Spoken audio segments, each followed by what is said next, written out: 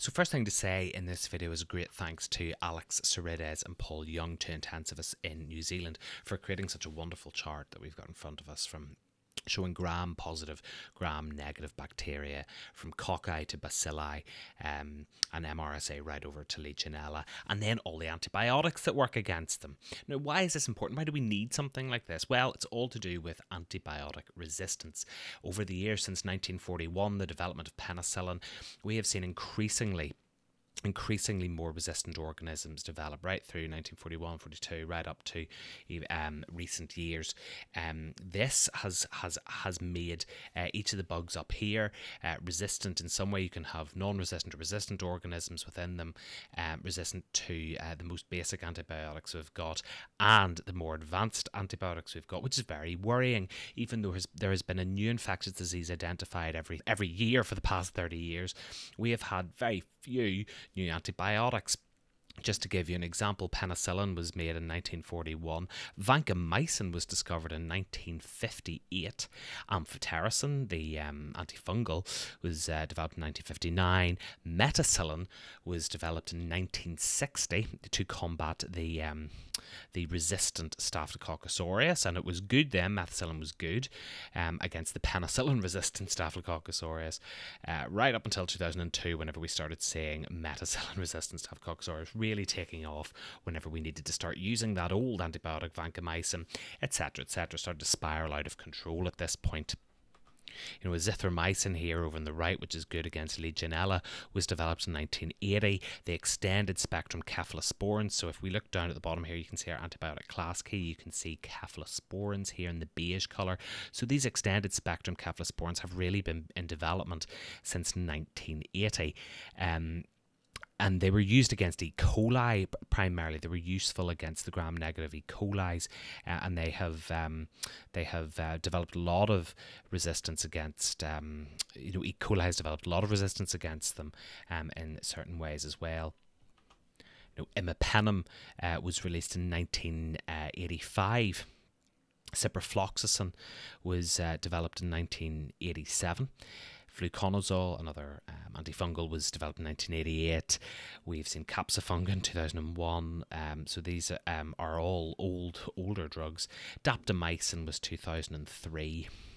Whenever it was approved or released, and ceftazidime and avibactam was a 2015 drug used against Klebsiella. Penicillins were obviously the first go-to drug for strep until really resistance occurs, and then we had to look for more broad-spectrum antibiotics. Another thing to note here is the Enterobacterales. So you've got ESBL, which stands for extended spectrum beta-lactamase enzymes that some bugs inherently have. So if you have an ESBL organism, they break down and destroy some of the commonly used antibiotics, and that includes penicillin and cephalosporins, and they make the drugs ineffective for treating infections. And this resistance means that there are fewer antibiotic options available to treat ESBL producing Enterobacterales infections. So what you can normally have to do if you have an ESBL organism is use a carbapenem. So having an ESBL organism, so an organism that has evolved to basically ruin any drug with a beta-lactam ring, is you need to go straight for the meropenems, the imipenems, the ertapenems, which really has knocked out a massive part of your arsenal. And this is increasingly worrying. With the rise of ESBL organisms, this really narrows down the amount of drugs you're going to be able to use. Whenever it is an ESBL and carbapenem resistant organism, it becomes even more difficult. Another interesting drug that you'll see on this chart is gentamicin, and it's present in both spectrums in the gram-negative. And if you're asked in exams, gentamicin is normally a drug that is used in gram-negative infections such as E. coli, the E. coli bacilli infections in urine, for example. But it's also used over in the gram-positive spectrum because it does have some coverage. So gentamicin Here, the 6 demonstrates that it's not appropriate monotherapy. So if you see an MRSA or an MSSA or an Enterococcus faecium, you wouldn't just give gentamicin because it should be used in conjunction with a beta-lactam antibiotic. Another thing to note is that anything with a 3 beside it is not suitable for use against Clostridium difficile. Because Clostridium difficile around the world is really only treated with metronidazole and vancomycin. So even though there are technical considerations you've got down here, so the technical considerations would be that penicillin, amoxicillin, clindamycin, metronidazole, they all should work. Developing resistance has dictated that metronidazole and vancomycin are the mainstay treatments of choice. It's also due to their mechanism of absorption, where they act, how present vancomycin and metronidazole can be in the gut where this infection lies. Even more confusingly within this column of Clostridium and Peptostreptococcus of the anaerobes is that Peptostreptococcus is not susceptible to metronidazole. So that's another consideration as well. So it just gets even more confusing. But this is to highlight really the evolving problem of antimicrobial resistance, is that we're starting to knock off components of this chart that would have been good for each of the components until we're eventually left with very strong antibiotics and then none. We have not really been able to develop further antibacterials and antibiotics to combat this rise in resistance, and it's a massive global health problem.